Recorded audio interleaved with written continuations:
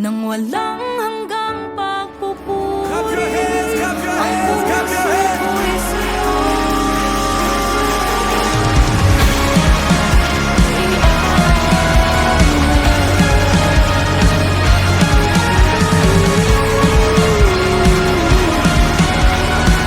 Here we go. This is the day you made, Panginoon, so ikaw I'll ang rejoice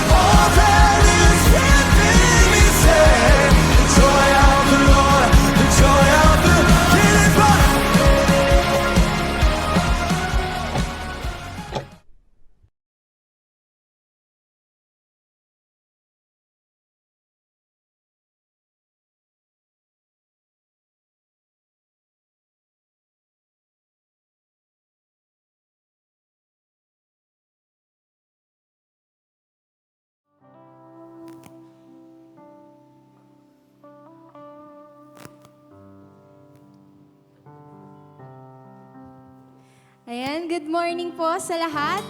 Pwede ko po ba kaya ngayahan tumayo? And bigyan po natin ng malakas na palakpak ang ating Panginoon. Hallelujah! Thank you, Jesus! Ayan, bago po tayo magsimula, let me read a verse po sa inyo. Ang sabi po sa Psalms 150 verse 6, let everything that has breath praise the Lord. Praise the Lord. Sino po dito yung may hininga? Yan, amen. Meron po. At dahil lahat po tayo ay may hininga, we should give God our loudest and best worship. Amen po ba? Are we excited to worship the Lord? Hallelujah! And mas exciting po kung kasama po natin ang isa't isa. So tayo po ay lahat umikot, ngitian po natin ang ating mga kapatiran.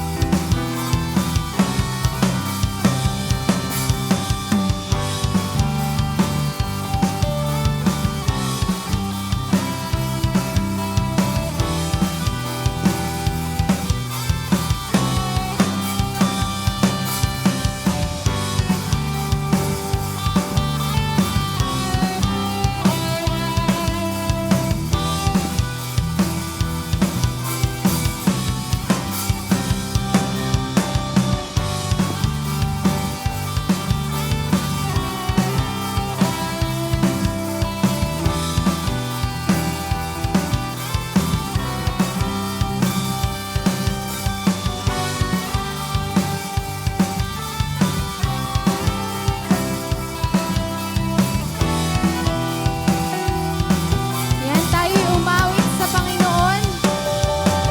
Praise Him in the sanctuary, praise Him in the mighty heavens, praise Him, oh dear, praise Him. Praise Him in His awesome power, praise His great and holy name, praise Him, the whole world praise Him. From the rising of the sun, let His praise be heard. From the east to the west, and the north to the south, let everything that has breath praise the Lord forever. Let everything in my soul praise the Lord. Let everything that has breath praise the Lord forever. Let everything in my soul praise the Lord.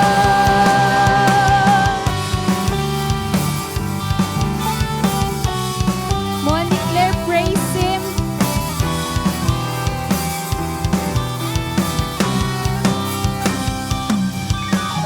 Praise Him in the sanctuary, praise Him in the mighty heavens, praise Him, oh dear, praise Him.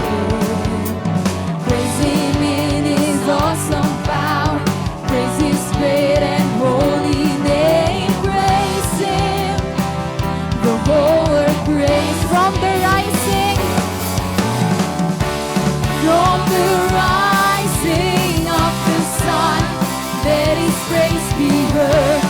From the east to the west, and the north to the south, let everything that has breath praise the Lord forever.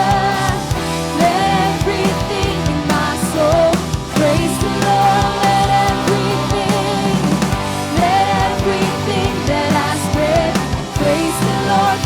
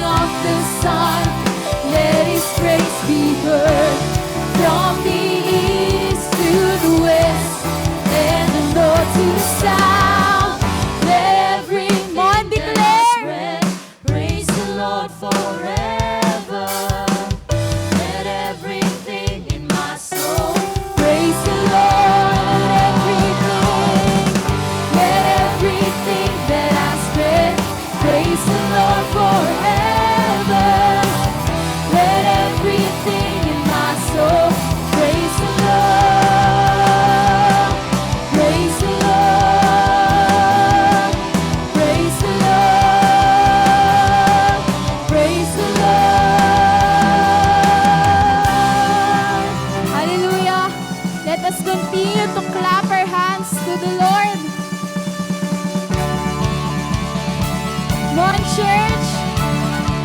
Celebrate.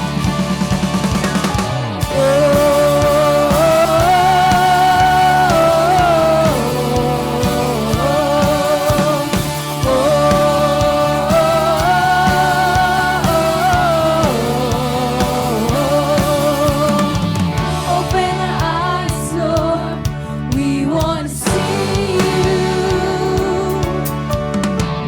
Open our hearts, Lord. We want to know you. Open our ears, Lord. We need to hear you. Jesus, be revealed. Jesus, be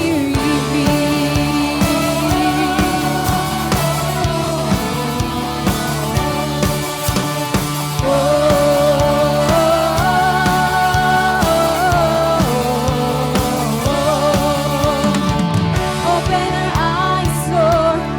We want to see you. Open our hearts, Lord. We want to know you.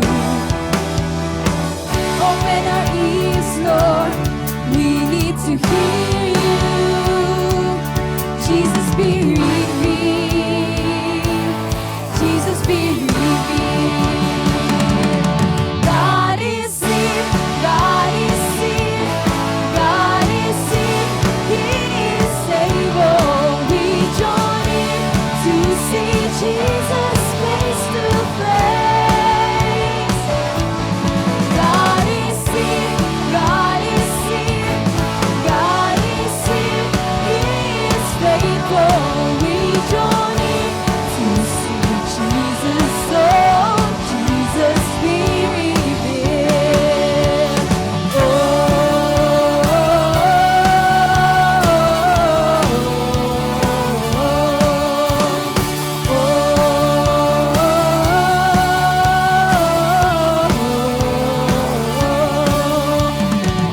Open the gates, Lord. Reveal your glory. Open the nations. Establish your kingdom. Open the heavens. Pour out your spirit. Jesus, be revealed. Jesus, be revealed. Jesus, be revealed. God is here. God is here. God is here. He is able. We join in to see Jesus face to face. God is here. God is here. God is here. He is faithful. We join in to see Jesus. Oh, Jesus, be revealed.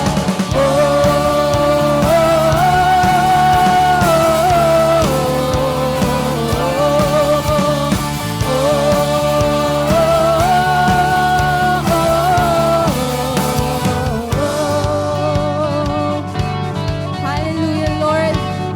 You are holy, O God. And Lord, we celebrate because you are here, Panginoon. Hallelujah, Jesus. Holy, we cry holy, hallelujah. God is here, we sing holy, holy, we cry holy, hallelujah. God is here, we sing, we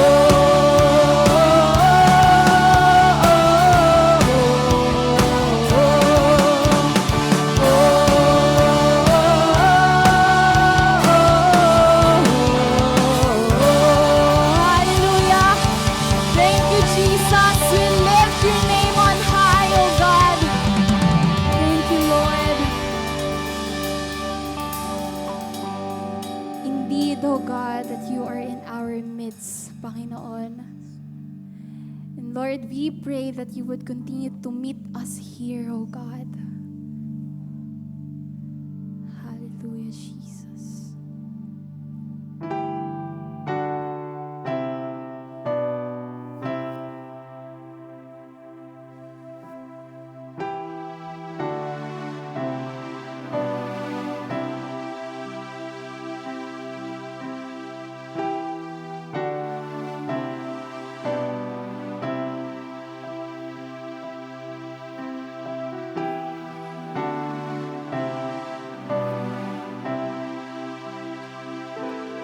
You made a covenant with me, signed by the blood that still speaks. Now I'm forgiven, I'm called righteous, I'm clean. There on the cross at Calvary, you gave it all to purchase me. You are the Savior and the God set me free. Minsan pa, you made a covenant with me, signed by the blood that still speaks. Now I'm forgiven, I'm called righteous, I'm there on the cross at Calvary, you gave it all to purchase me. You are the Savior and the God who set me free. Now my heart cries, this is my Redeemer. With my whole life, I will give you praise. All the glory to the one who's worthy, because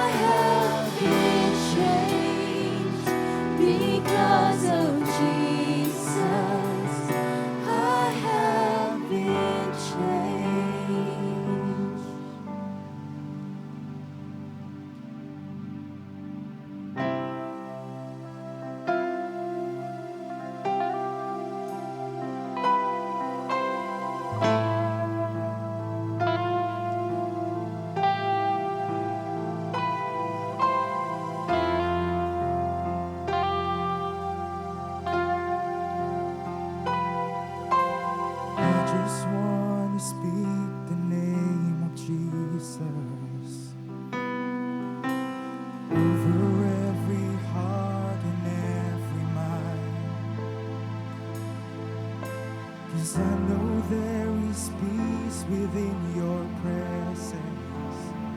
I speak Jesus.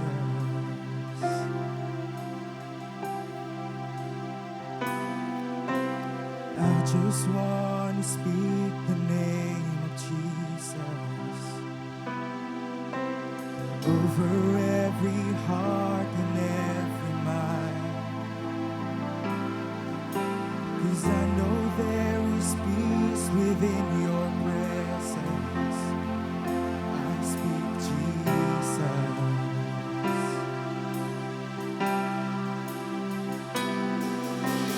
I just want to speak the name of Jesus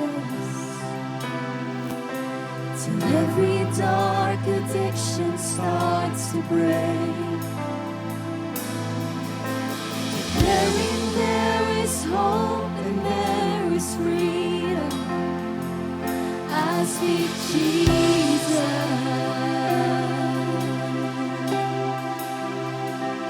Your name is power. Your name is healing. Your name is life. Break every stronghold. Shine through the shadows.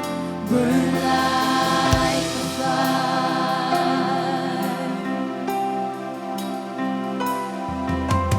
I just want to speak the name of Jesus over fear and all anxiety. To every soul held captive by depression, I speak Jesus. Come on, declare. Speak Jesus. I just want to speak the name of Jesus over fear and all anxiety. To every soul held captive by depression, I speak Jesus.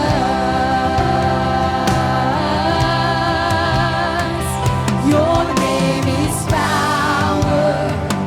Your name is healing. Your name is life. Break every stronghold. Shine through the shadows. Burn like a fire. Your name is power. Your name is power. Your name is healing. Your name is life. Break every stronghold. Shine through the shadows. Burn like a fire. Shout Jesus from the mountains, Jesus in the streets, Jesus in the darkness over every enemy, Jesus for my family. I speak the holy name, Jesus. Shout Jesus. Shout Jesus from the mountains, Jesus in the streets, Jesus in the darkness over every enemy, Jesus for my family. I speak the holy name, Jesus. One shout the name of Jesus. Shout Jesus from the mountains, Jesus in the streets, Jesus in the darkness over every enemy, Jesus for my family. I speak the holy name, Jesus. Come on,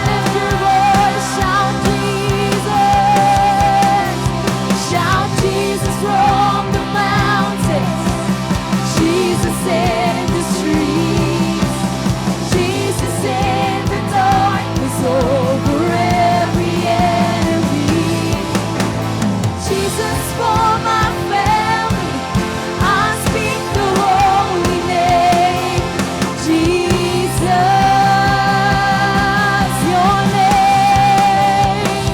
Your name is power. Your name is healing. Your name is life. Break every stronghold. Shine through the shadows. Burn like a fire. Your name is power. Your name is healing. Your name is life. Break every stronghold.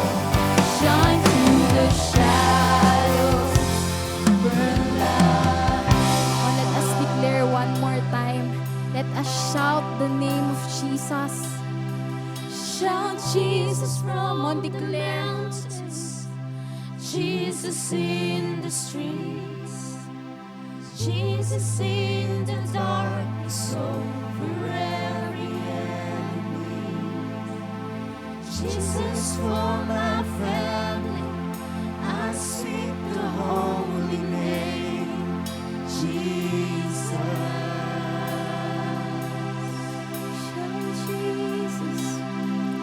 Shout Jesus from the mountains, Jesus in the streets, Jesus in the darkness over every enemy, Jesus for my family, I speak the holy name, Jesus.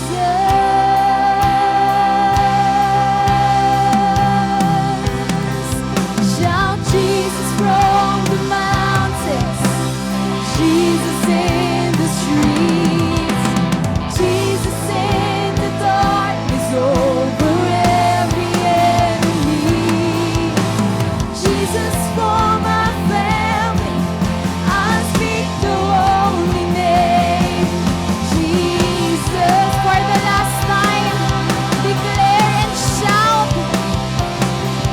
Shout Jesus from the mountains, Jesus in the streets, Jesus in the darkness over every enemy, Jesus for my family, I speak the holy name, Jesus.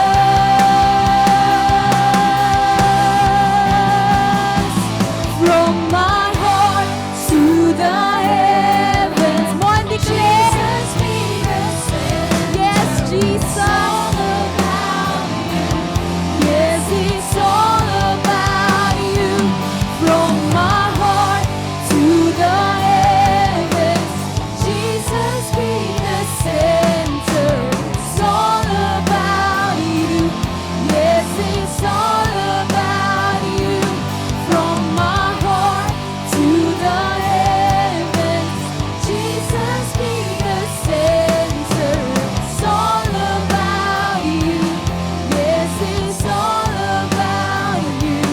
From my heart to the heavens, Jesus be the center. It's all about you. Yes, it's all about you.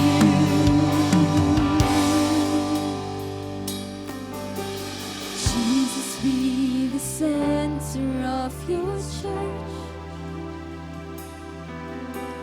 Jesus be the center of your church. And every knee will bow, and every tongue shall confess you, Jesus. Jesus. Jesus.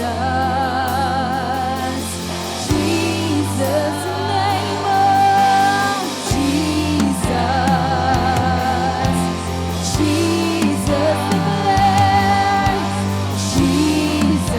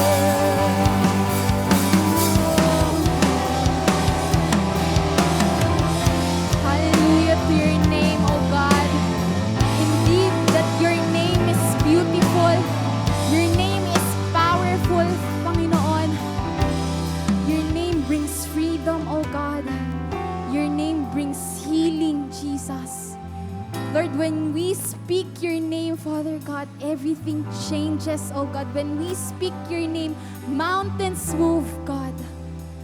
And Lord, right now, with our voices, with our breath, Panginoon, we will continue to lift your name on high, oh God.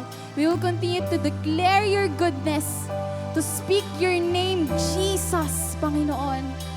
Lord, we thank you for letting us experience, Panginoon, your presence, oh God. And Lord, right now, we pray, oh God, that you dwell in us, Panginoon. And Jesus be the center of this church, Panginoon. We know that you are the center of this church, oh God, because we are still standing, oh God. Thank you, Jesus. Let everything that has breath praise the Lord. Come on, church, let us give the Lord the biggest clap, yung pinakamalakas na palakpak para sa ating Diyos na buhay, yung palakpak na nagtagumpay na, yung palakpak na pinagaling na ng Panginoon. Hallelujah to your name, O God. We thank you, Jesus. To you belong all the glory, all the honor, and all the praises. In Christ's name we pray. Amen and amen and amen. Hallelujah.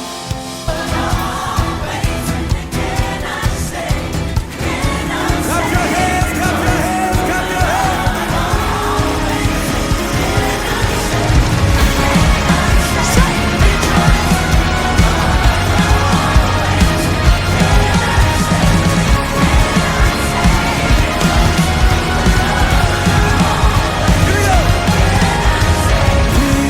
Somebody make some noise. The day you made, so I rejoice and be glad, rejoice and be glad. Yeah.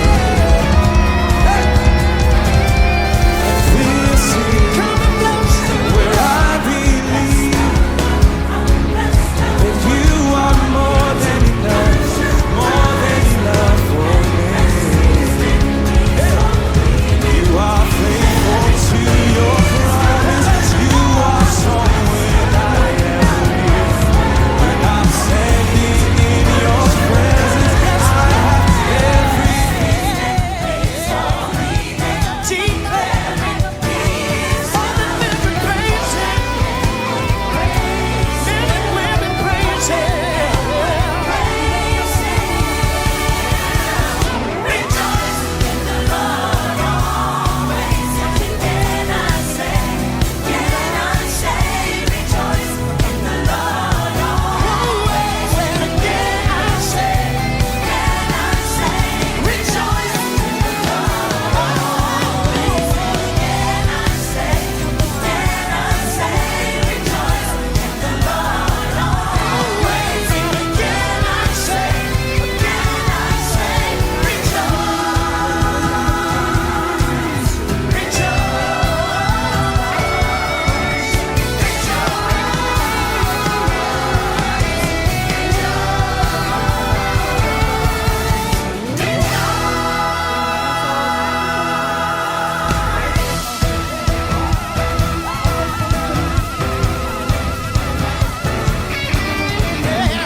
we got a reason to rejoice.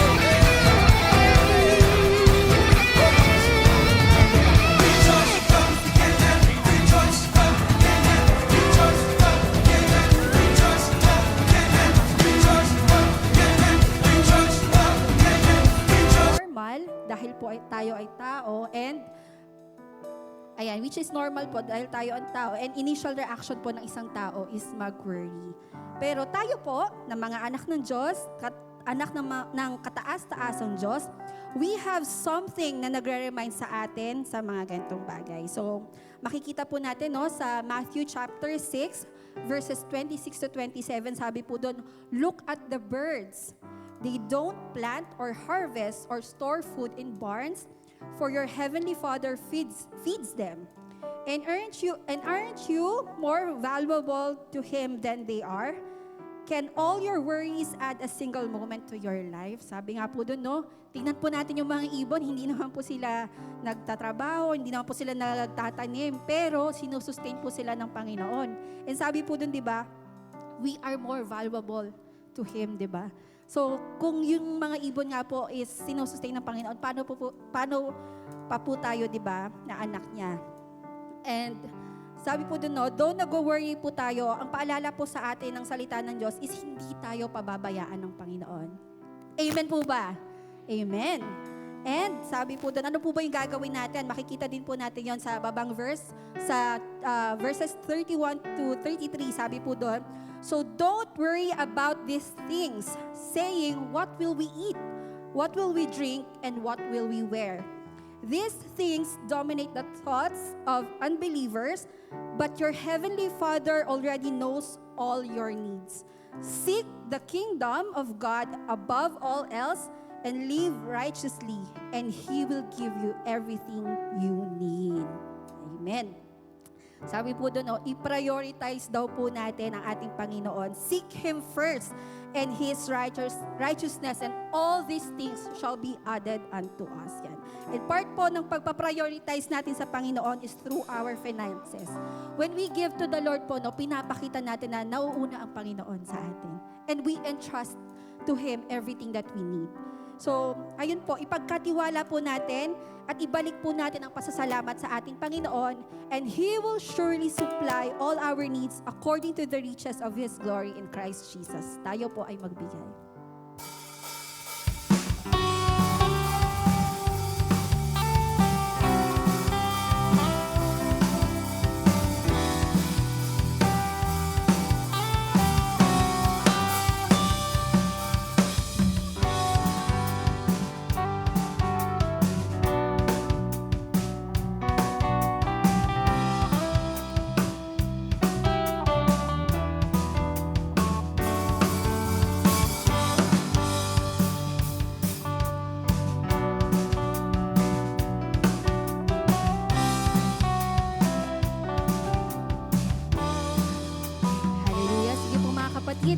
Atin pong itoon ang ating kamay sa ating offering, and let's offer this to the Lord. Hallelujah, Panginoon.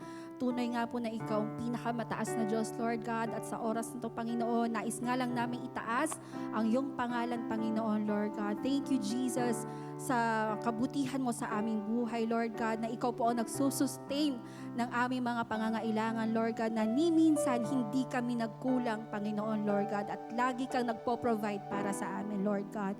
Truly, Lord God, na Ikaw po ang aming provider, Lord God, and ito pong aming kaloob, Lord God, ay itinataas po namin sa iyo, Panginoon.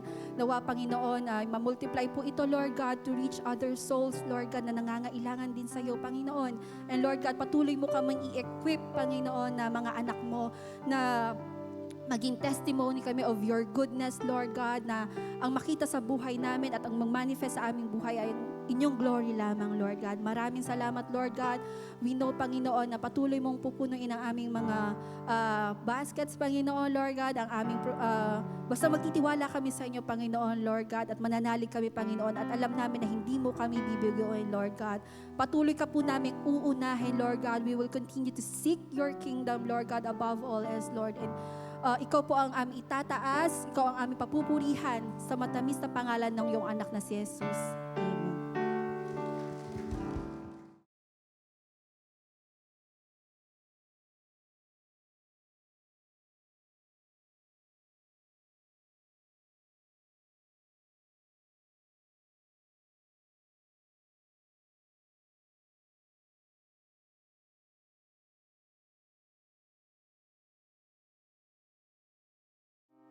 Good morning. Ayan. So, alam niyo po ngayong October, sino po nakakaalala ng ating series? Wala na, nabura na agad. Para second Sunday pa lang yata, nabura na agad. Ayan, equipped. Ayan po, no? So, yung message, yung series po natin ngayong October is, kung mapapansin niyo po, lagi naka-align yung mga messages natin. Kasi para yung nare-reinforce po natin yung series every month. So ngayon po is October series is Equip. And alam naman po natin that the world has a lot to offer. Tama po ba? Diba may mga offer po dyan ng easy path and shortcuts. Naalala ko si ate, sabi na nag-uusap kami kasi sabi namin, gusto namin i-goal ngayong year na makapag-drive na kami sa highway. Kasi hanggang subdivision lang kami. So kailangan namin ng lakas ng loob. Pero yun nga, Di ba, alam naman natin na uso yung under the table.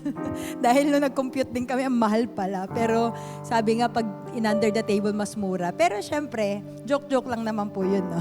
So yun nga po, no, yung world can offer a lot of things to us that can give us easy path or shortcuts. And syempre, andun din po yung offer of fame, popularity, may andyan din po yung glory or yung kayamanan. Diba? Alam naman natin po yan sa news, talamak. Para yumaman ka, ito, gawin natin tong mga illegal na bagay. Top positions. Diba? Kaya uso yung crab mentality and other stuffs and security. Andyan din po. And comfort, that's why, yun nga po, sabi ko sa inyo, yung October series natin is all about equip. Kasi we are to be prepared on what is coming ahead of us. Ayaw natin po maging ignorante. Diba? Ayaw natin na maging captives of this world or anything that can draw us away from the Lord. But we want to be wise and discerning, and we don't want to be conformed to the pattern of this world. But sabi nga po sa Romans 12:2, di ba? Sabi doon, and do not be conformed to this world, but be transformed by the renewing of your mind, that you may prove what is that good and acceptable and perfect will of God. Kaya po, to illustrate that po, no, meron pong maglolo na kung saan sabi nung lolo, alam mo anak, sabi niya doon sa apo niya, sabi niya, merong battle between us. Sa loob daw natin, there is two wolves. Ano dapat tagarin na wolf? Basta wolf. Ayan, so one is evil and the other one is good. So etong evil inside of us daw po, yung wolf inside of us, andun po yung anger, yung sorrow, regret, yung arrogance, false humility. At marami pa pong iba. And the other one daw, the other wolf inside of us is good. Na kung saan nandun po yung joy, yung peace, yung compassion, yung sympathy and faith. So, inas daw netong apo, habang iniisip niya yung sinasabi ng lolo niya, sabi niya, so lolo, ano yung nanalo? And then, sinagot po siya ng kanyang lolo, sabi niya, the one you feed. Kung ano yung pinapakain mo, yun yung mananalo inside of you. Diba? Sabi nga, may bad and the good wolf.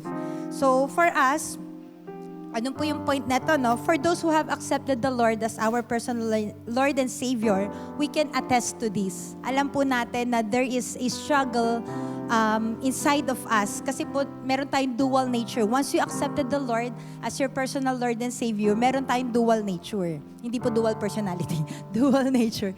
Kasi meron po tayong carnal nature, yung Adamic nature po natin, di ba? Every one of us was born with sin. And the other one naman po is nung tinanggap natin si Lord, kaya siya tinatawag na born again. Yun yung second birth po natin and yung spiritual nature po natin yon. So, sabi po dito, temptation is a battle and the battlefield is our mind and heart. Naniniwala po ba tayo doon na ang battle natin is nasa ating isipan at nasa ating puso po, no?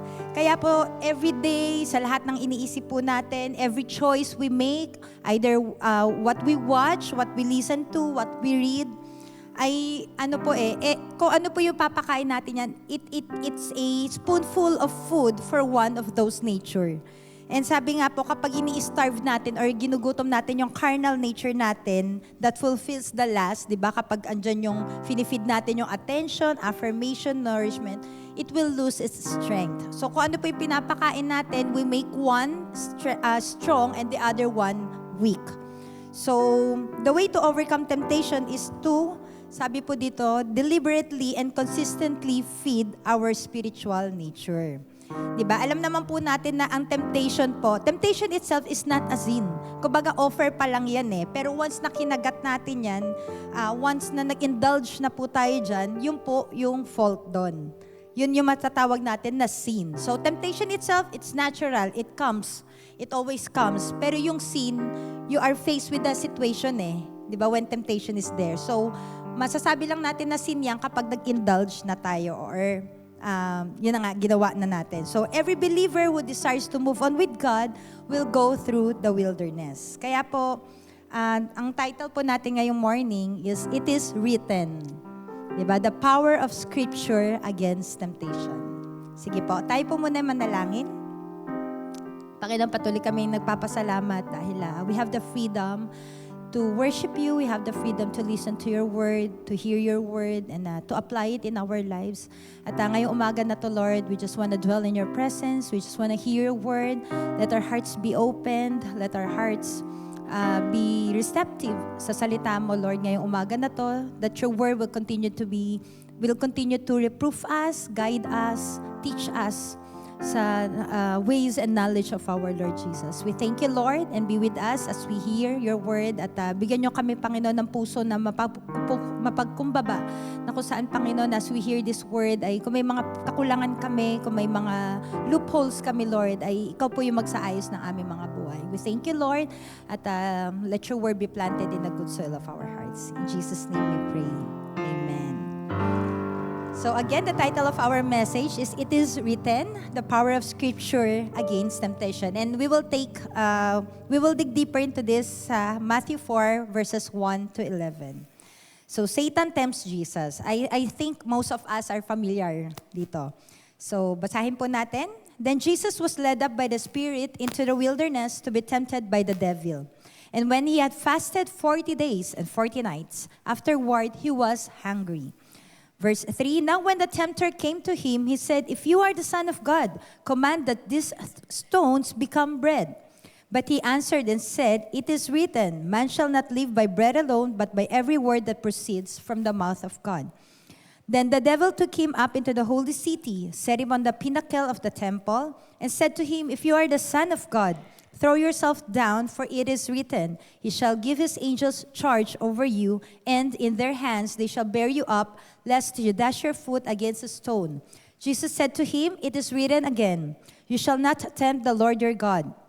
Again the devil took him up on an exceedingly high mountain, and showed him all the kingdoms of this world and their glory. And he said to him, all these things I will give you, if you will fall down and worship me. Then Jesus said to him, away with you, Satan, for it is written, you shall worship the Lord your God, and him only you shall serve. Last verse, then the devil left him, and behold, angels came and ministered to him. So makikita po natin dito sa passage na to, na Jesus fasted for 40 days and 40 nights. So ano po yung significance of the number 40 in the Bible? Hindi po ito lucky number, and wag niyo po rin po itong itataya. 40 in the Bible means, kasi marami po tayong mababasa in the Bible na nagsisignify na 40. 40 in the Bible means trials and testings. So, hindi ko na po sinulad dyan yung mga verses, but we can see in the Old Testament, like in Genesis 7 verse 12, sabi doon, during Noah's days, umulan po dito ng 40 days and 40 nights. So, ibig sabihin, it is a trial and a testing again. In Numbers 13 verse 25, makikita po natin dito na yung spies po, yung mga Israelita po ay pumunta sila sa Promised Land to spy out, and they returned to their land after 40 days. In Numbers 14 verses 33 to 34, it took the Israelites 40 years in the wilderness before they came to Promised Land. And also, makikita rin natin dito on the same passage na si Moses po, he was called the meekest man in the face of the earth dahil in 40 years, na-train po yung kanyang character. Ayan. So, going back sa ating Matthew 4 verse 1. Sabi po dito, then Jesus was led up by the Spirit into the wilderness to be tempted by the devil. But first, let us define kung ano po ba ibig sabihin ng temptation. Meron po itong dalawang meaning. Unang-una po, on a negative sense, ang ibig po sabihin ng temptation is enticement, tukso, pangaakit, to sin or appeal to one's desires, na kung saan ito po yung nagdo-draw away or nagpo-pull us away from God. Okay? Ibig sabihin po nato is it's a strong desire to have something that is forbidden, unwise, or conflicts with our long-term goals or moral values. And the other meaning po ng temptation, it means trial or testing in a positive or neutral sense po, no? Ibig sabihin po nun, it's a proving, pagpapakita or pagpapatotoo, or testing of a person's faith, character, integrity, through adversity or affliction. So, may mga times po na inaalaw po ng Lord yung mga temptations, in this sense, yung mga trials and testings, so to strengthen us. Di ba? May refinement of character. Katulad po ng isang gold, di ba? He is being tempted or tested or tried to be refined as gold. through various process po, no? So in this passage po na binabasa natin sa Matthew 4 verses 1 to 11, ito po yung temptation in a sense po ng trial and testing. Hindi po yung temptation in a negative sense na enticement or tukso po. But in this verse, nilid po ng Diyos si Jesus sa wilderness to be proven, to be tested, or to be tried. So, God led Jesus in the wilderness to be tempted. So, just like how Satan, di ba, si Satan po ay, tayo rin po ay tinutukso niya, nag-o-offer siya ng temptations na pwede nating kagatin for us not to move forward, para ma-deflect po tayo, para tayo po ay ma-impede or ma-slow down po sa gawain ng Lord, sa pinapagawa ng Diyos, or for doing God's will in our lives. But, we need to know na si Jesus mismo, siya na po yung nauna na titukso po ni Satan. So it should not be surprising for us, sa mga tumanggap po sa ating Panginoong Jesus, no? It should not be surprising for us kapag we encounter various trials. Di ba yan yung sinasabi ni James po sa James 1:2 na consider it pure joy when you are encountering various trials or various temptations. Kasi normal na po ito na marami tayong temptations or trials or tribulations na that may come along our way. So, yun nga po, no, sabi dito si Satan po, talagang gagawin niya lahat to deflect us para tayo po ay ma-out of focus doon sa pinapagawa ng Panginoon. For us, na gawin yung opposite sa kung ano yung gusto or plano ng Diyos sa atin. So, Satan tempted Christ para po siya ay ma-disqualify din to be the Savior of mankind. So, bakit po ba? Bakit ba very eager si Satan na i-tempt or talagang, alam mo yun, i-pursue niya si Jesus to, na hindi niya ma-hit yung goal niya? Kasi po, being a Savior has a requirement. Unang-una po, yung requirement po ay kailangan maging tao si Jesus. We all know that bago po bumaba po dito sa lupa or sa earth, si Christ, ay He existed. Di ba? May pre-existence na po. Diyos na po siya, even before. Nung pumunta siya dito sa lupa, it's another scenario. So, it has or must be a human. Diba? Kung tutusin po, since Diyos na ang ating Panginoong Jesus, pwede po siyang maborn in an instant. Diba? Pero bakit kailangan niya dumaan sa tao? Diba? Katulad natin, lahat po ba tayo dumaan sa tao o galing lang tayo, yung putok sa buhi?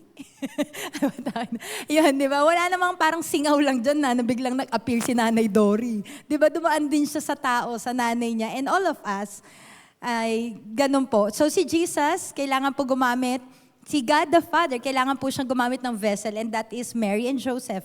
Di ba po? Alam natin, through Mary, ay kinunsib niya po si Christ. So kailangan tao, kasi para nakaka-identify sa atin. Diba? Kasi ang hirap naman na ang Savior mo is God. Diba?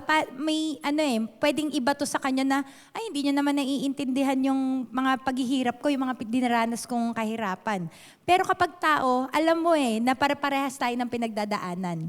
Diba? Sabi din yun sa Bible na wala namang pinagdadaanan yung mga tao na bago. Lahat yan pinagdaanan na nila. Nangyari na yun dati at nangyayari pa rin po ngayon. Aside from being a human, kailangan po, He must be willing to sacrifice His very life to die for our sins. Si Mami Helene, kung tatanungin ko siya, at kunyari na-hostage kayo ni, sino ba yung hindi mo kilala masyado. Di ba? Kung may na-hostage, at hindi si Sir siya yung na-hostage, someone that you don't know, and you have to die for her or for him. Diba? Hindi mo maibibigay yung buhay mo willingly kasi hindi naman kita kilala, hindi naman kita kaano-ano. Kung anak kita, it's easy for us to give our life.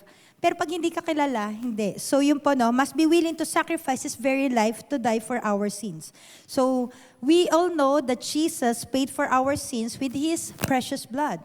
Diba? Na instead na tayo po yung nakaka-receive ng judgment, ng punishment, siya po yung nag-carry. Siya po yung nagdala ng ating sorrows, lahat ng ating kasalanan po. And Isaiah 53 verse 3, we can see it here. He is despised and rejected by men, a man of sorrows and acquainted with grief. And we hid, as it were, our faces from Him. And he was despised and we did not esteem Him. So makikita po natin na si Jesus, He was called the man of sorrows because He was acquainted with all of our griefs. Lahat po yung pinagdaanan niya, broken-hearted. Diba? He was betrayed. Everything. Ayan po ay pinagdaanan niya. And the third requirement for someone to be a savior has to be sinless. In Hebrews 4:15, it says here that, "For we do not have a high priest who cannot sympathize with our weaknesses, but was in all points tempted as we are, yet without sin." So makikita po natin na normal pong tao si Christ, 100% God, 100% human. So He was able to sympathize with sa lahat po. Kumaga nauunawaan niya yung pinagdadaanan natin kasi nga po, siya ay nagkatawang tao. He did not remain as 100% God, but He became human. So He can identify with us. He can understand our weaknesses. Diba? He was tempted. Sabi po dito sa binasa natin, Hebrews 4:15, He was tempted in all points, in every way. But He did not give in to that temptation. He did not sin. Ayan po. So bakit po tinempt ni Satan si Jesus? Bakit po tinempt ni Satan si Jesus? Kasi alam niya po na kapag prinovoke niya po, kapag ipinush niya si Christ to do something outside of God's will, madidisqualify po. Isang mali lang. Kahit napakaliit na mali lang po yan, na ginawa ni Christ na pagkakamali, disqualified na po siya agad as the Savior or our Redeemer. So, to be the Savior of our world. So, it means that if He failed, He cannot save mankind, and mankind will be forever doomed to hell with Satan's and his minions. Gusto po ba natin yon? Diba? Kahit nga po yung mga taong hindi pa nakakakilala sa Lord, pag tinanong mo, saan mo gusto? Langit o impyerno? Diba? Parang ako so far sa mga tinanong ko, wala naman sumagot, gusto ko sa impyerno. Diba? Lahat, gusto ko sa langit. Diba? Ayoko sa impyerno, mainit. Paano mo nalaman, nakapunta ka na dun? Kidding aside, we can see that in the Bible. So, kidding aside po, no, lahat naman gusto mapunta sa langit. Diba? And the question is it God's will for mankind to live and suffer in hell eternally? Di ba hindi po yun yung purpose or hindi po yun yung plan ng ating Diyos Ama, kundi for us to live with Him in heaven eternally. So God is the one who led Him into the wilderness to be tempted of the devil to prove that He was sinless and that He indeed was worthy to be the Redeemer. So today we're going to turn on how Satan tempted Christ 3 different times in 3 areas of His life. So unang-una po, sabi dito, He was tested in His flesh, in His soul, and His spirit. And sabi ko nga sa inyo, Christ as 100% human, meron po siyang Trinity. Diba? Katulad po natin, Trinity rin po tayo, no? So, in 1 Thessalonians 5:23, let's read, "Now may the God of peace Himself sanctify you completely, and may your whole spirit, soul, and body be preserved blameless at the coming of our Lord Jesus Christ." So, let's break down itong mga to. So, yung soul, ito po yung intangible, hindi po nakikita. Diba? Hindi po ito nakikita, hindi po ito nahahawakan. Ano po yung sakop niya? Sakop niya po yung mind, yung pag-iisip po natin, yung will, yung desire, or yung ating emosyon. Ano pa po? Body. Lahat po ba tayo may body pa? Pakipinch nga po yung katabi nyo. Baka kaluluwa na lang yan o espiritu na lang pala. Meron pang kaha, ika nga. So, buhay. So, sin. Ito po yung something that we can touch at nakikita po natin. And the last part po is yung intangible or unseen is yung spirit natin. This is what connects us from God. At makikita po natin dito in John 4:23-24, "But the hour is coming and now is when the true worshipers will worship the Father in spirit and in truth. For the Father is seeking such to worship Him. God is a spirit, and those who worship Him must worship in spirit and in truth." So makikita po natin that this is what connects us from God, the Father, itong ating spirito po. Yeah, so Jesus has a physical body. He has a soul, which includes His mind, His emotions, His will, His affections. Diba? Kaya po mapapansin natin, kapag nagbabasa tayo ng Bible, lagi natin nababasa doon na kahit ang daming ginagawa ni Jesus, pag may nakikita siya mga tao, di ba lagi doon, He was always moved with compassion. Kasi yung affection niya sa mga tao eh. Ibig sabihin, meron siyang emotion, meron siyang soul. And also, He has a spirit. So, itong 3 areas na po ito ng buhay ni Kristo is the same areas as humans. Tayo po, I will be tested. But, sabi nga po dito, let us see how Christ triumphed and how we can too. So, the first temptation po. Let us read Matthew 4, verse 3.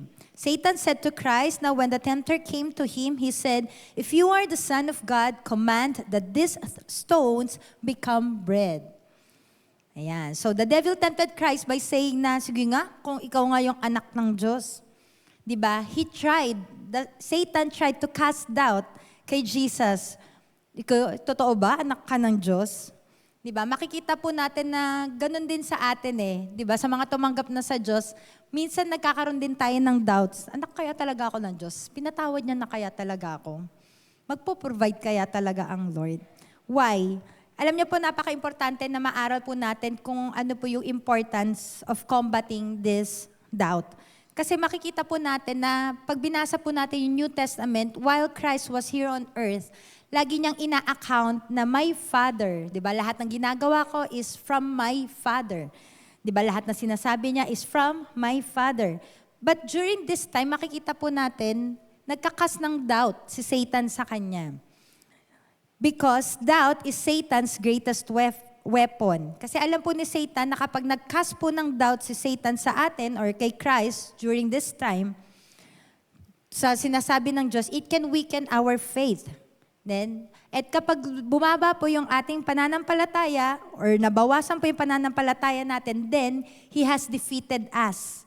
Or He has defeated our Savior and severed our spiritual lifeline. Communication with God. Diba? Kasi kapag may ganun doubt ka na, parang ayaw mo na lumapit eh. Diba? Kaya nga po, if we are to look back in Genesis, makikita po natin na it is the same tactic that Satan used kay Eve. Diba? He caused Eve to doubt. Sabi niya, totoo ba? Na sinabi talaga ng Diyos yan? Diba? In Genesis 3:1. Satan tried to make Eve doubt, to question what God has said. Ayan. So, kaya nga po iingatan natin yung ating isipan kasi yung isipan po natin is a battleground. And sometimes, yun nga po, sabi ko sa inyo, na-experience po natin to, no? Na kung saan nagkakaroon tayo ng battle sa isipan pa lang natin. Lalo na pag nagkakamali tayo, di ba? We fall into sin with doubt. Di ba sinasabi natin, patatawarin pa kaya ako ng Lord? Huwag na lang kaya ako lumapit sa Lord. Kasi baka hindi niya na ako kayang patawarin, paulit-ulit na lang ako. But you know, ito rin po yung tremendous battle na hinaharap po ng ating Panginoong Jesus. Remember, Christ has to believe by faith that He was literally the Son of God. Diba? Kasi nga po siya po ay nagdaan sa pagiging tao and grew up just like us. Kaya po kailangan talaga ng matinding pananampalataya to believe that He was literally the Son of God. Alam ni Satan po that this was very difficult for Christ. Kaya nga po patuloy, nagka-cast po siya ng doubts kay Jesus. So Satan challenged Christ. Ano po yung challenge niya? Based sa binasa natin, if you are the Son of God, command that these stones be made bread. Sino po dito na-try na mag-prayer and fasting?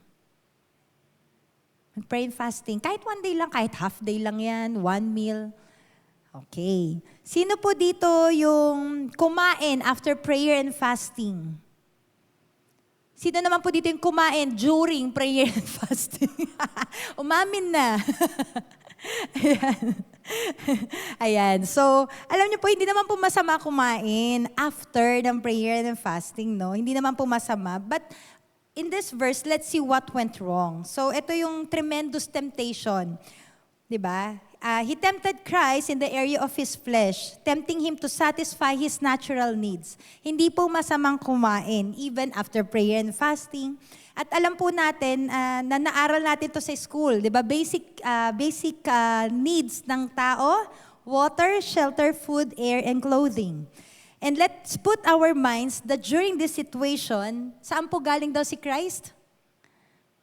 40 days and 40 nights ng fasting. And it was very difficult for Him since Christ had not eaten for 40 days and 40 nights. Ako po so far, maximum ko naman na na-try mag-prayer and fasting is 3 days. Walang food, only water. Hindi ko pa na-try na wala talaga lahat. Walang food lang. And alam niyo po, one of our friend, yung isa sa mga pastor namin na friend, nire-remind niya kami lagi na, sige, para hindi kayo sobrang manghina. Kasi ang hirap din mag-meditate ng Word of God kapag gutom ka. parang feeling mo tutumba ka anytime. Sabi niya, o sige, alika, pinunta niya kami sa palengke, bumili kami ng coconut juice. Siyempre, di ba pag bumibili ka ng coconut juice, andun din yung meat ng buko. Sabi niya, juice lang ha, walang kakain. Juice lang, so inom naman. So to strengthen us in some ways, juice ininom po namin. Alam niyo po, lalo na sa mga first time na magpe-pray and fasting, yung first and second day, yan po yung medyo mahirap kasi hindi po sanay yung katawan natin na hindi kumakain. Diba? Kung nag-IF kayo or intermittent fasting, medyo sanay siguro yung katawan nyo. Pero yung talagang sanay yung katawan nyo, nakain ng kain, mayat maya katulad ko. Ano po tapos bigla kang hindi kakain for a day, for two. Nag-ano po siya nag-a-adjust po yung tiyan natin. Talagang mararamdaman mo yung hunger mo, nanginginig ka na sa gutom. And yun nga po, no? Yun pa lang yung so far na na-try ko. So imagine natin si Christ. Sabi nga po dito, doctor says na yung hunger po is nagre-return siya after 40 days. Pero meron pong danger dito because 40 days without eating can deplete, nakakapagpababa po ito ng ating kalusugan. And it can cause organ damage. And may high risk din po of death. So imagine natin si Christ, 40 days and 40 nights na nag-fasting po siya, it was in his weakest moment that Satan attacked him. Di ba? Parang ang hirap, parteko lang. If he did not perform this miracle, kapag hindi niya po na-turn itong mga stones na to into bread, Satan would say that he was not the Son of God. Tama po ba? Di ba logically speaking, hindi mo pala kayang i-turn yung stones into bread. Hindi ka nga anak ng Diyos. Di ba? Mapuprove ni Satan na ganon. But imagine niyo rin po ito, no? We must see here that there is nothing wrong with eating and meeting our spiritual or natural needs. But the reason, ano nga ba yung reason bakit hindi pinerform? Di ba? It's so easy for him kasi 100% God din naman siya. He could perform this miracle. Pero bakit hindi niya po ginawa? It's because Satan commanded him. Ayaw niya po nagagawin ang isang bagay because it was at the command of Satan. So the source and motivating force of our actions should be in the realm or must be the Lord and the Lord Himself. Otherwise, it is a sin. Diba? We must govern our spirit so that we do not do things to prove a point or satisfy our need. And gusto po natin na kapag may gagawin tayong mga bagay, it is at the command of our God. Diba? If we want to demonstrate the power of God, if we want to do miracles, we must be totally in submission to the will of God. So ano po halimbawa nito, no? Kumbaga medyo lighter na scenario. Di ba sa ministry po, lahat tayo gusto natin mag-serve sa Lord in every way. Di ba po? And we do not want to do something dahil may nakakakita sa atin, parang, ayan sila pastor, gusto ko makita nila, masipag, punas tayo dito. Di ba, map ako dito. Ayaw natin ng ganun po. Dahil hindi naman natin hinihingi yung approval ng mga tao or dahil sinabihan tayo. Kumbaga, gusto natin, may initiative tayo. Our delight and approval should come from the Lord rather than men. Di ba po? Kumbaga, even the littlest things that we do, we offer it or we dedicate it to God. Hindi dahil sinabi ni pastor kasi, wala akong magawa, di ako nalang mag-worship lead. Wala Di ba? Hindi po. We want to do things because in submission to God's will and because we delight to do it. It pleases the Lord. Even po sa mga parents, saludo po ako sa inyo, no? Kasi we wake up early in the morning to run errands and to take care of our families. Diba? Hindi po natin ito ginagawa just to survive each day, but we do it because, diba, our families has been entrusted to us by God. Diba? We love our families. We love serving them. We love taking care of them kahit puyat-puyat pa. Diba? Kahit isang oras lang tulog natin, kahit sobrang pagod. Diba? Hindi ka pa nakakatulog, may gagawin ka, papahiga ka pa lang. Diba? Pag ginagawa natin ito, it's because we love our families. Diba? Hindi na tayo kailangan sabihan pa ng ibang mga tao. So, sa case na po ito, every time Satan attacked Christ, he defended himself with the sword of God's word. Kaya po napaka-importante na lagi po tayo may suot-suot. We are equipped with the full armor of God. And we can see this, hindi ko na lang po sinulat, Ephesians 6:10-17.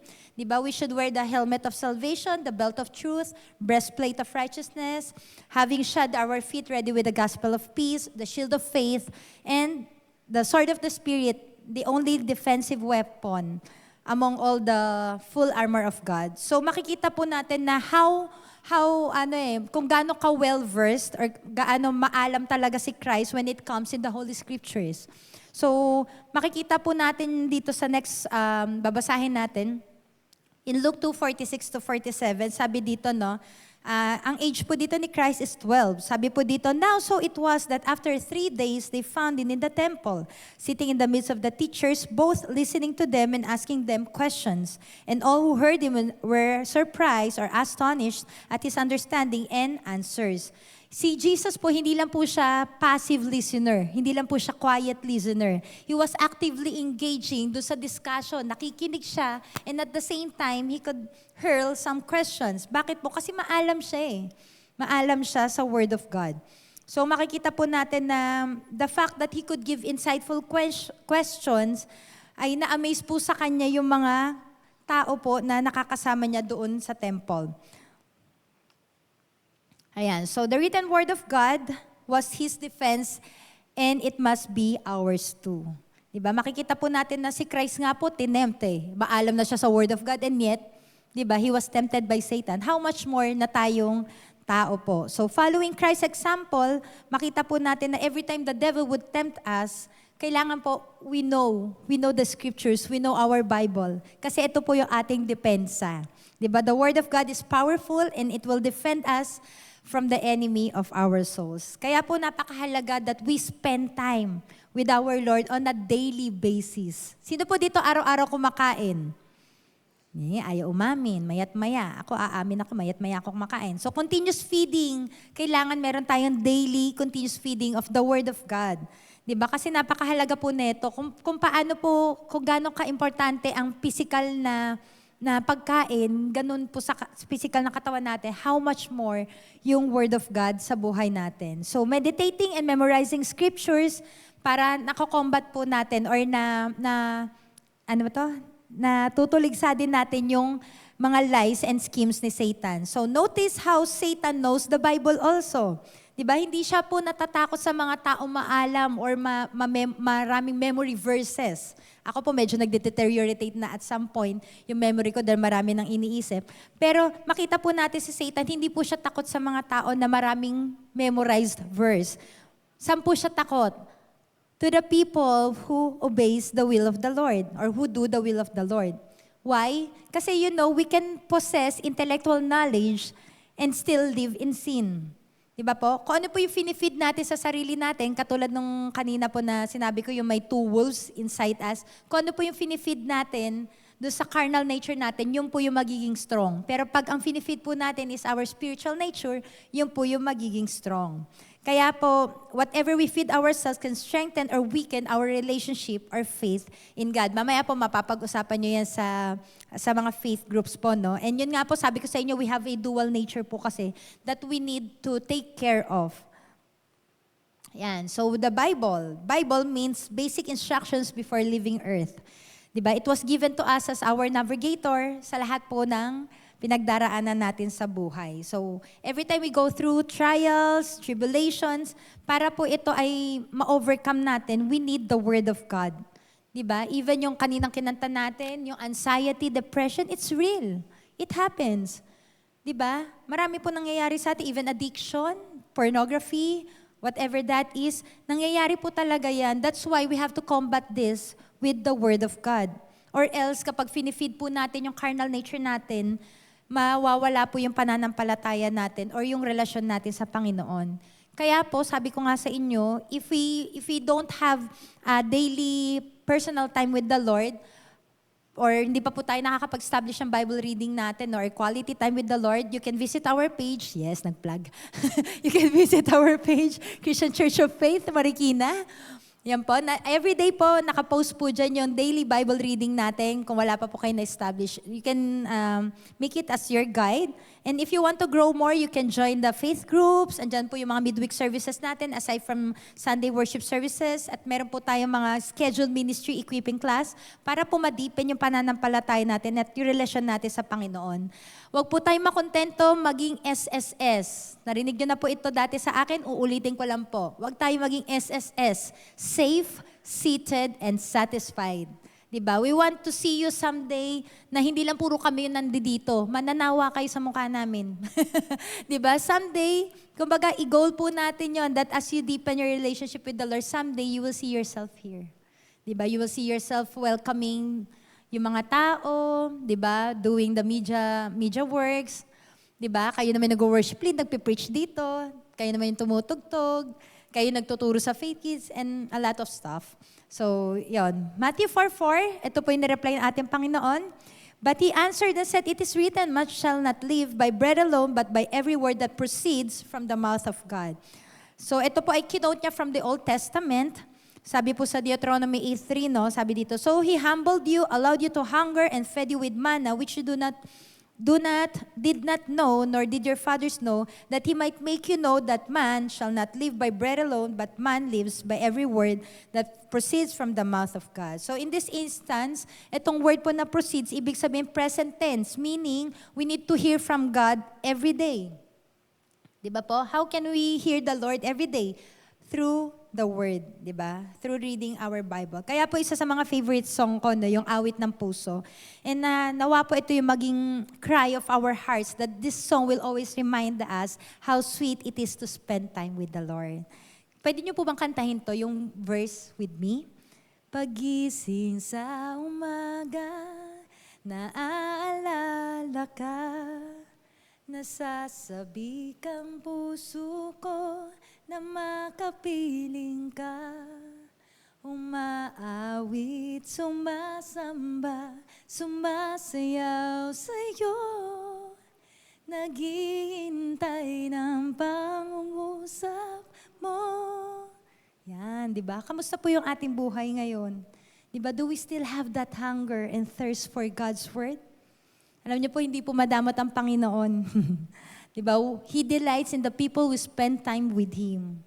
At He can still speak to us today. Diba? He will reveal Himself every time we come to Him. Diba? Kaya nga po, si David, diba, na-utter niya po. Hindi ko na nalagay. Sabi po ni David, diba, sa Psalm 8:4, sabi niya, "What is man that you are mindful of him, and the son of man that you visit him?" Diba? Isn't it amazing how wonderful our God is? Diba? Na kahit siya po ay Diyos, He still wants fellowship with us. Diba? Kahit po in Genesis, makikita po natin how God the Father wants to spend time with Adam and Eve in the coolness of day. Kaya lang po naputol po yun eh. Why? Because of sin. Diba? That's the only time na yun po ay naputol. Yung kanilang fellowship, yung kanilang relationship. But God made a way. He sent His only begotten Son para ma-restore po ulit yung ganun kind of fellowship. Amen? Amen po. Okay, let's go to the second point. Second temptation is Christ was tested in His soul. So Satan tempted Christ again, and this time in the area of His soul. So the enemy sought to make Christ doubt that He really was the Son of God. Yun ulit yung tinanong niya eh. Sige nga kung ikaw ay anak ng Diyos. So makikita po natin dito, no? Basahin muna natin. In verse 6, and Satan said to Jesus, "If you are the Son of God, throw yourself down, for it is written, He shall give His angels charge over you, and in their hands they shall bear you up, lest you dash your foot against a stone." So makikita po natin dito yung kababaang loob po ng ating Panginoong Jesus, no, that He allows Satan na nag-corrupt po ng beautiful creation to touch Him. Para siya po ay dalhin doon sa pinnacle, sa pinakatuktok, sa pinakamataas po, and take Him to the pinnacle of the temple. So Satan, sabi ko nga po sa inyo, si Satan maalam din sa maalam din sa Word of God. So Satan quoted yun Psalms 91 verse 11 to 12. Tignan po natin. Sabi dito, "For He shall give His angels charge over you to keep you in all your ways, and in their hands they shall bear you up, lest you dash your foot against a stone." So ito po yung kinote niya rin dito sa binasa natin sa Matthew 4. And we know that the Word of God is powerful and active kasi po ito po yung nakakapagpabago ng buhay. Diba? It can do wonders.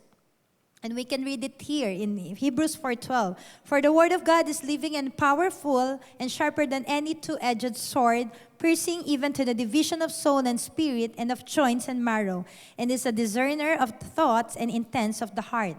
However, ang scripture po, kapag yan po ay na-misapply and not quickened by the Holy Spirit, can result in error.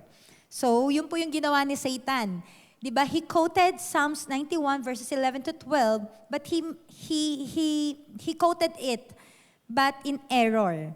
So he quoted the written word of God out of context for his purpose, 'di ba? Para ma-provoke si Christ. Kumbaga, ito word of God na ginamit ko para sumunod ka. 'Di ba? Para ma-provoke niya si Christ na tumalon in a different way that it was written. So Satan applied these verses in a way that was contrary, taliwas po sa kalooban ng ating Panginoon. Okay? Kaya po si Jesus, kinambat niya po uli ito, or tinuligsan niya uli ito. Ano ba other word? Binatal niya po ito with a verse din, with a Bible verse. Deuteronomy 6:16, "You shall not tempt the Lord your God as you tempted Him in Massa." At ito rin po yung sa Matthew 4:7 na sinagot po ni Christ. Jesus said to him, "It is written again, you shall not tempt the Lord your God." Diba? Makikita po natin na inattribute niya po ito kay Satan kasi Satan was trying to prove something. Diba? Tinetempt niya si God to force God to move. Kaya nga po may error dito. We all know that by hearing and hearing the word of God, ay nafe-feed po yung ating pananampalataya. Or sabi daw, faith comes from hearing and hearing the word of God. And there was this occasion, hindi ko alam kung hoax po siya, no? Pero narinig ko na to dati. There was a Nigerian pastor na kung saan he attempted to replicate yung ginawa po ni Peter, yung pag-walk sa water. So he was a Nigerian pastor at nireplicate niya po yung ginaya niya. And maraming eyewitnesses na nagsabi na he never came back. Meaning to say, he was drowned in water. So, kailangan po talaga, napaka-importante, na maging wise po tayo, na before we act, we should hear from the Lord first. Diba? Let us make sure na bago tayo kumilos, nakarinig talaga tayo sa Panginoon. Kasi, hindi natin dapat tinetest ang Lord. We must be careful, and sabi ko nga sa inyo, even when we are praying for something, I don't know if you are doing this, but I hope not. Baka mamaya nagpe-pray tayo, tapos ano kaya sagot ng Lord? Tapos bigla ka nagbuklat ng Bible mo, tapos and Judas hanged himself. Diba? Huwag pong ganon. Let's pray. Diba? Let's pray fervently. Lord, ano ba yung answer mo dito? Let's pray and fast. Diba? Lalo na kapag matindi ang binabattle natin, let's pray and fast. Huwag po tayo yung parang ano kaya sagot ng Lord? Tapos biglang magbubuklat ka ng Bible. Huwag pong ganon kasi baka kung saan tayo ma-lead at kung ano yung mabasa natin, gagawin natin. Katulad nga yung sa inyo, Judas hang himself. Diba? Hindi po eh. Hindi po, contrary to the Word of God. Diba? Whatever we are going through, hindi po sagot ang suicide. Diba? Hindi po sagot ang suicide sa lahat ng pinagdadaanan natin. So ano po yung lesson? Do not misapply God's Word. Diba? Obviously, this Nigerian pastor did not hear from the Lord, kaya naglakad siya sa tubig. Kumbaga, kinote niya lang, pero hindi siya nakarinig sa Lord, kaya po siya na-drown. Kasi si Peter, nung na-drown siya, na-rescue siya ng Lord. Diba po? Pero this Nigerian pastor, he was unwise, and he drowned. So, the same applies in our lives, but the only test that we can allow, that allows us to put God into test, is yung Malakay 3:10. Diba? Naririnig natin ito lagi. Sabi dyan, "Bring all the tithes into the storehouse, that there may be food in my house, and try me now in this, says the Lord of hosts. If I will not open for you the windows of heaven and pour out for you such blessing, that there will not be room enough to receive it." So this is the only test that we are allowed na gawin sa Panginoon. But other than this, or beyond this point, ay hindi po tayo pwedeng mag-quote-quote lang tayo ng Bible at i-force natin na, "Hindi Lord, sabi mo eh." Diba? Ganun po kasi ginawa ni Satan eh. Diba? Kinote niya yung Bible and he was forcing Jesus to do. Kaya po, napakalaking danger po nito, no? When we try to force God to do something on our behalf na hindi gusto ng Diyos. Hindi niya sinabi. So God's promises, ito lang po ay nag-a-apply as long as we walk in Him in obedience. Diba? Tayo po yung mag-o-obey. Tayo po yung susunod sa will or kalooban po ng ating Panginoon. Diba? Kaya po si Christ, He rightly applied the scriptures. Knowing, alam naman ng Diyos eh, na pag ginawa niya yon, isi-save siya eh. Pero He did not do it. Diba? This promise would be voided if He did something again. Diba? Kapag ginawa niya to, it is outside of God's will. Hindi yan yung kinumand ni God the Father sa kanya. Diba? Ayaw niyang gawin to dahil kinumand ni Satan. Kung si God the Father ang nag-utos sa kanya yan, He will do it. Kasi alam niya i-rescue siya. Diba? Pero kung at the command of Satan, never do it. So God did not intend Jesus to die that way. Meron pong tamang timing, meron pong proper process or proper way para mamatay po ang ating Panginoong Jesus. And this is not God's way for Jesus to die. Diba, sabi ko nga sa inyo, isang pagkakamali lang, kahit napakaliit na pagkakamali lang ni Christ, ay disqualified na po siya to be the Savior of mankind. So God's way is that Jesus would die for our sins through crucifixion, hindi po sa pagtalon. Okay? So if Jesus thrown down himself and was rescued by the angels, this certainly would have proven that he was the Son of God. However, hindi nga po ito yung kalooban ng Panginoon kay Kristo during that time. So, ganun din po sa buhay natin, no? We must not do something that will gratify, di ba? That will satisfy our emotions or draw attention to ourselves. Katulad ng ginawa ng Nigerian pastor, di ba? Kumbaga, bida-bida walk on water, di ba? Kumbaga, nag-draw ng attention sa kanya. And somehow, parang parang malaking dagok siya in a sense sa Christianity kasi parang, hindi naman pala talaga totoo yung Diyos mo Kasi siya nga nag-walk on water, nalunod. Diba? So we must be careful with that. No? Not to draw attention to ourselves, but we must always walk in obedience to God's will. Third point, or the third temptation, Christ was tested in His spirit. So for the third time, again, question niya ulit, si Jesus, if you are really the Son of God. Diba? Let's read on verses 8 to 10. Again, the devil took him up on an exceedingly high mountain and showed him all the kingdoms of the world and their glory. And he said to him, all these things I will give you if you will fall down and worship me.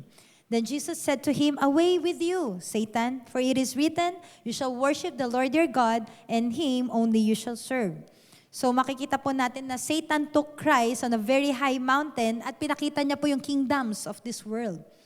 Alam niyo po naalala ko nung years ago, first time ko yun kasi hindi ako nakapag-explore masyado sa buhay ko. I miss a lot of my childhood So, nung dinala ako ni Pastor Lord, mag-asawa na kami, may kinover kaming wedding, nag-prenup kami somewhere sa Mount Kalugong, if I'm not, kung tama yung pronounce ko. That was the first time na nakaakit ako sa top. Hindi naman siya ganun kataasan, pero enough for you to see yung view nung sa Baguio. Ang ganda.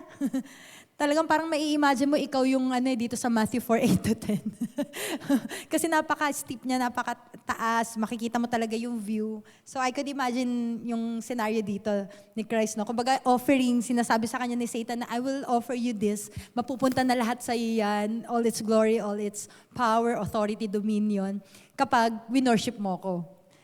Ayan. So Satan was offering the Lord a shortcut para ma-bypass niya po yung suffering of the cross and achieve itong worldly power through compromise. So he told Christ that, kasi siya po yung prince of the world. Si Satan is the prince of the world na, I will offer you these things. I will give you all these kingdoms of the world kapag sinamba mo ko.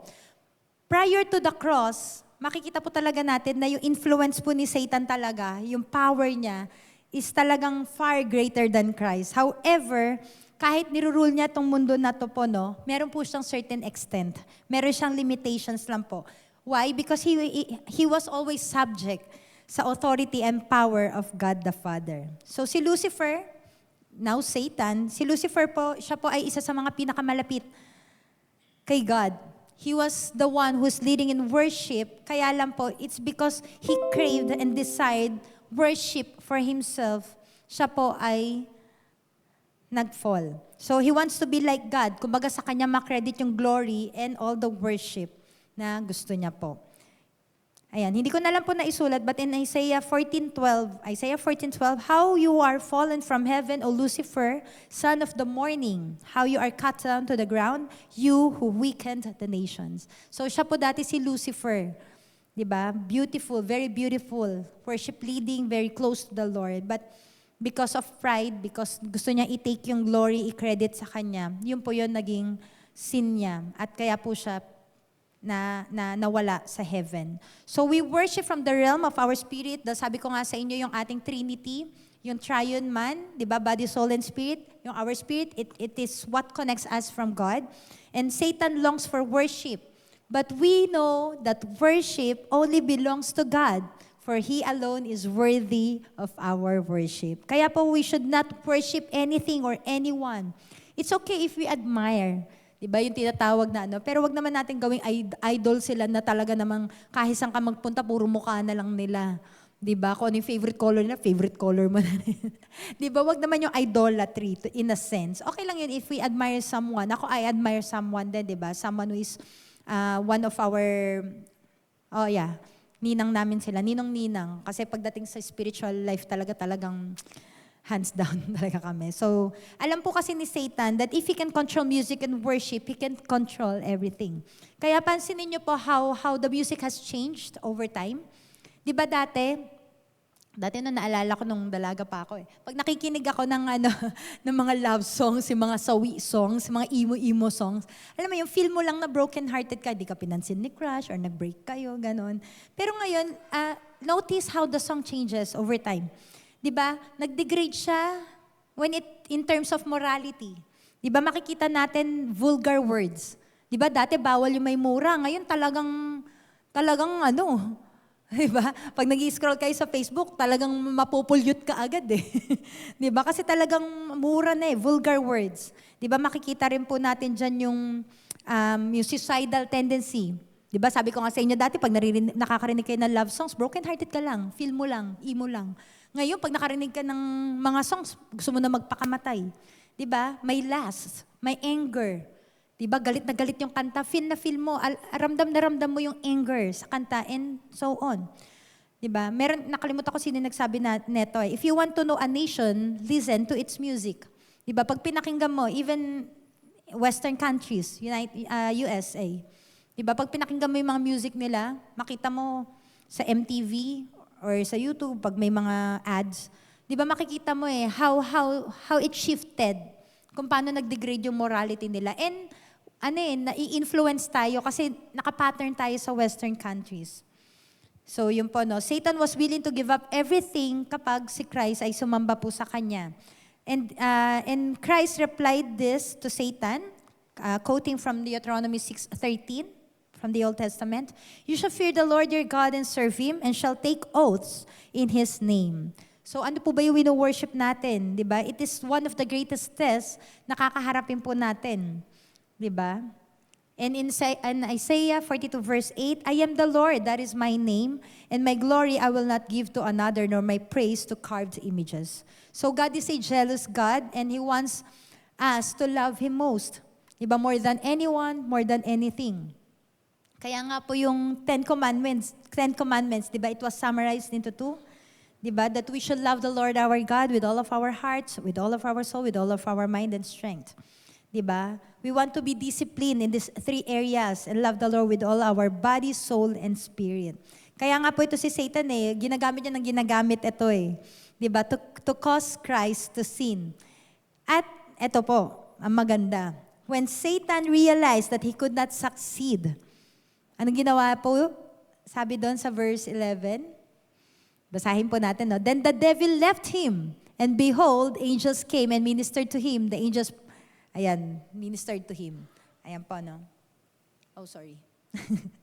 Ayan, so the angels ministered to him. So the devil left him. Hindi niya ma-persuade, hindi niya ma-provoke si Christ to do these 3 trials. And Christ did not take the shortcut or the easy path to be exalted. Diba? Tiis muna. Yun yung sinasabi nilang delayed gratification. He suffered, endured, and overcame. Kaya po in Philippians 2:9, sabi dito, "Therefore God also has highly exalted Him and given Him the name which is above every name, that at the name of Jesus every knee should bow, of those in heaven and of those on earth, and of those under the earth, and that every tongue should confess that Jesus Christ is Lord, to the glory of God the Father." So makikita po natin dito na kung doon pa lang sa unang test, nag-fail na si Christ, di ba? Just to gain authority, just to gain disqualified na po siya. But makikita natin sa lahat ng test na pinagdaanan niya in his soul, body, and spirit, di ba? He overcame. Di ba? Nagkaroon siya ng success or sa success doon po sa mga pinagdaanan niya po.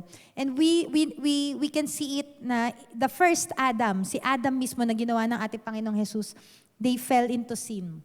Diba? They were tested.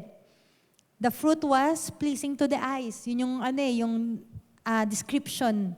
Diba? They fell into sin. But the last Adam, Jesus Christ, overcame these 3 temptations. And these 3 temptations Jesus faced ay 3 areas din ng buhay natin where you and I are tested every day. Diba yan, nandiyan po yung the lust of the eyes, the lust of the flesh, and the pride of life. And you know, hindi po nagbabago yung strategy ni Satan eh. Buti pa si Satan, no, hindi nagbabago. Diba? John 10:10, steal, kill, and destroy. Doon lang lagi, steal, kill, destroy. Yan lang po lagi yung plano niya. But the good news is, we don't have to face this alone.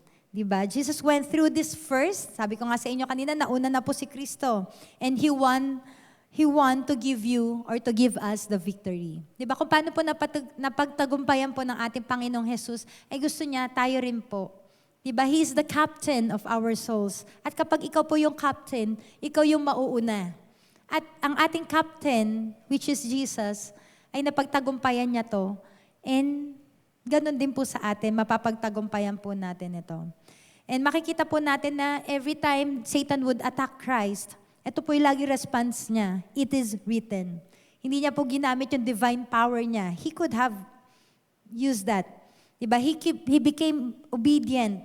Diba? Even obedient up to the point na siya po ay namatay. He was submissive to the will of God to defeat Satan's lies. Ano po yung ginamit niya? He used the written word of God. Diba? Kung ang ating Panginoong Jesus, who is a perfect Son of God, ay tinukso ni Satan. Diba? How much more na tayo po? That's why we really need to rely on the unchanging promises of the Scripture, of the Bible, to win. Kaya po, as we sing this song, yung awit ng puso po, no, let us continue to draw our strength in holding on to God's promises that through His grace, maniwala po tayo that He will be with us, carry us, and strengthen us each day as we face this world full of darkness. Kaya po atin po namnamin itong song na to and let us tap our power to the Lord that not a single day would pass by without spending our time with the Lord.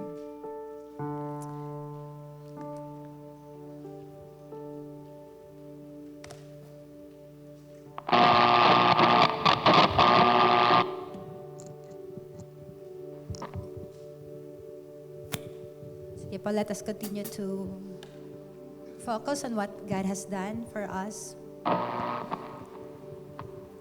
Kung paano niya po napagtagumpayan itong 3 temptations sa kanya ni Satan.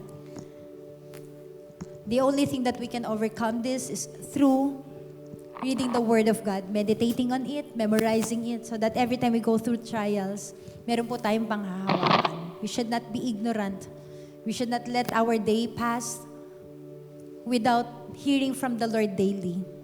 And as we sing this song, let us ask the Lord to have a fresh revelation that the Lord will continue to fill us, that the Lord will continue to fulfill His promise to us.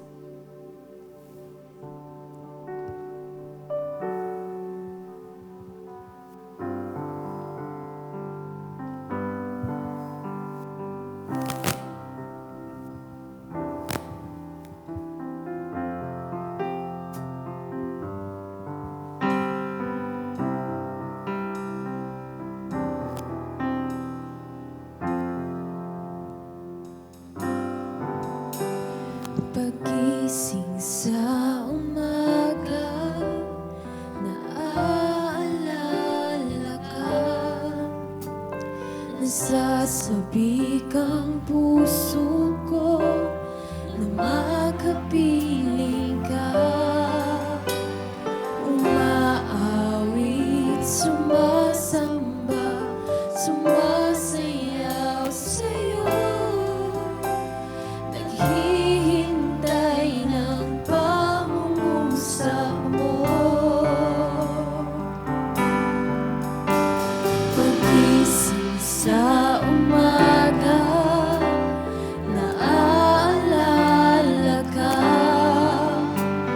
Nasasabik ang puso ko na makapiling ka. Umaawit, sumasamba, sumasayaw sa'yo. Naghihintay ng pangungusap mo. Ayaw kong magkulang ng kapangyarihan mo. Ayaw kong magkulang ng kabanalan mo. Jesus, dakila ka, tanging sandigan ko. Lakas ko ay nanggagaling sa'yo.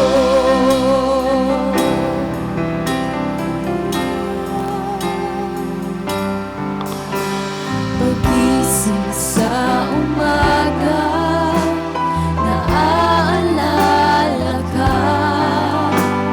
Nasasabik ang puso ko na makapiling ka.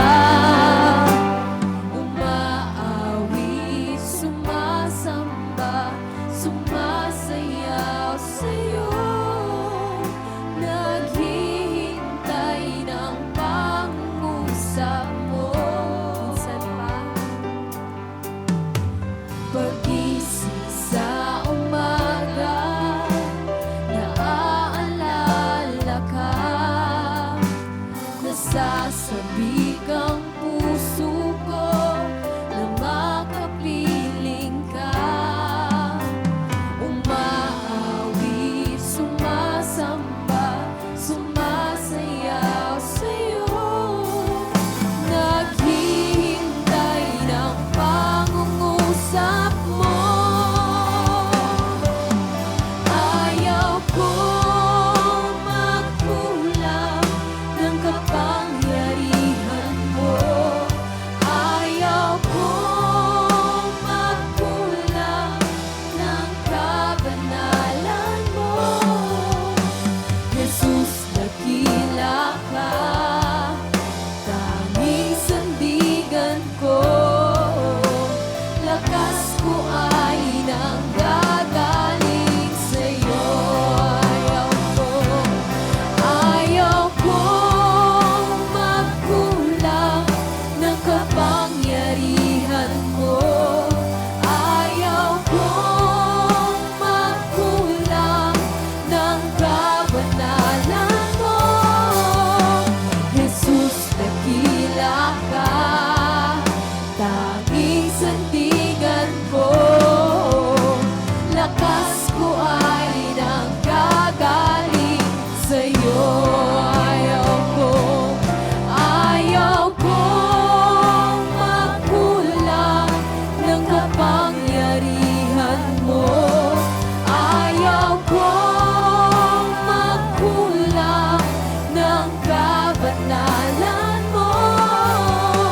Jesus, dakila ka, tanging sandigan ko. Lakas ko ay nanggagaling sa'yo. Ayaw kong magkulang ng Yes, Lord. kapangyarihan Ayaw namin, Panginoon. Ayaw kong magkulang ng kabanalan mo.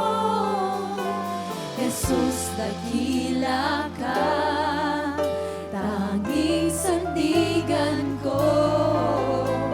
Lakas ko ay nanggagaling sa'yo. Jesus, dakila ka, tanging sandigan ko. Lakas ko ay nanggagaling sa'yo. Jesus, dakila ka. Jesus, dakila ka, tanging sandigan ko. Lakas ko ay nanggagaling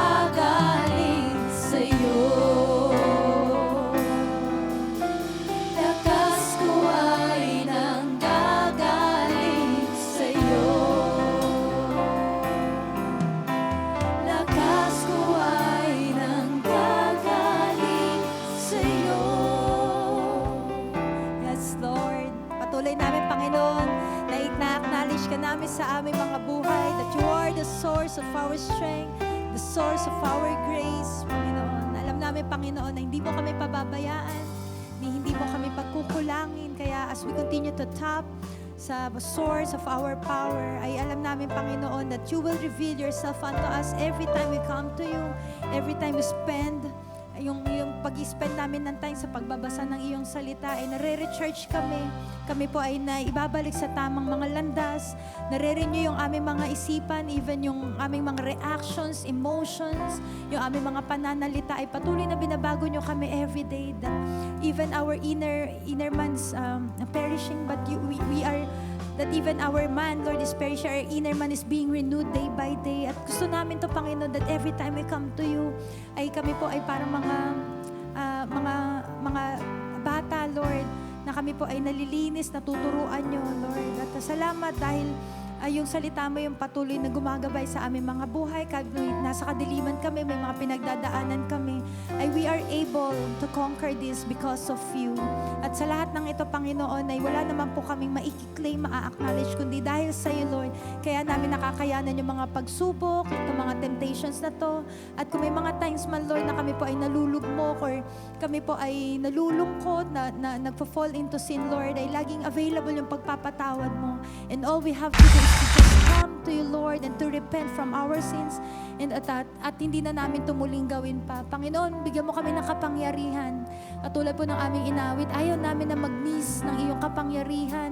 Ayaw namin mag-miss out, Lord, ng iyong kalwalhatian. Because this coverings, Lord, will serve as our guide, will serve as our boundaries, will serve as our protection sa aming mga buhay.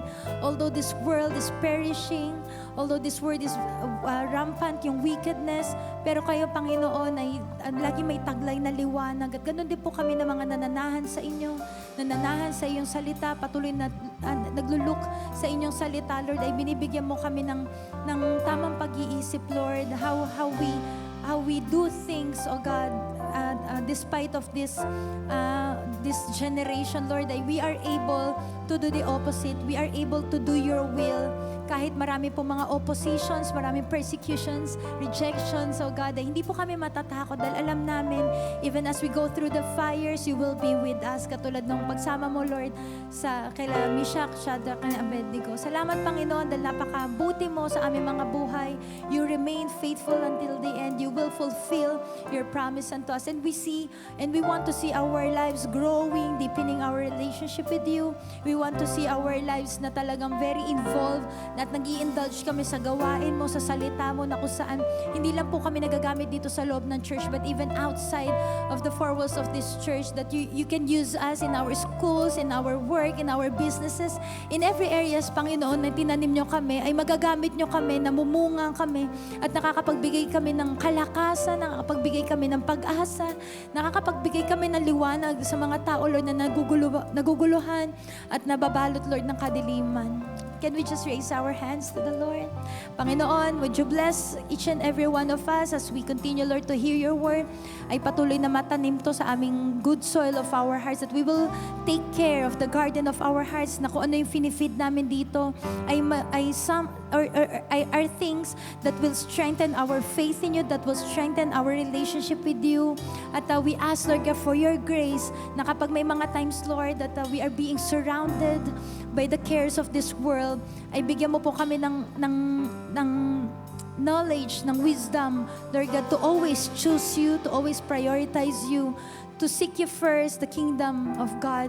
At alam namin, Panginoon, na sa pag-una namin sa inyo ay hindi po kami mapapahiya, but you will give us the reward that is more than our minds can comprehend, more than what we know, oh God. Salamat, Panginoon, for your word that has been planted to us today. At nawa, Panginoon, magbunga po ito at mai-apply namin this week for the coming days to come, na makita po namin that we are able to combat these temptations sa aming body, soul, and spirit, all because we are inclined into your word. Salamat, Lord. We bless you in the matchless name of Jesus. Amen.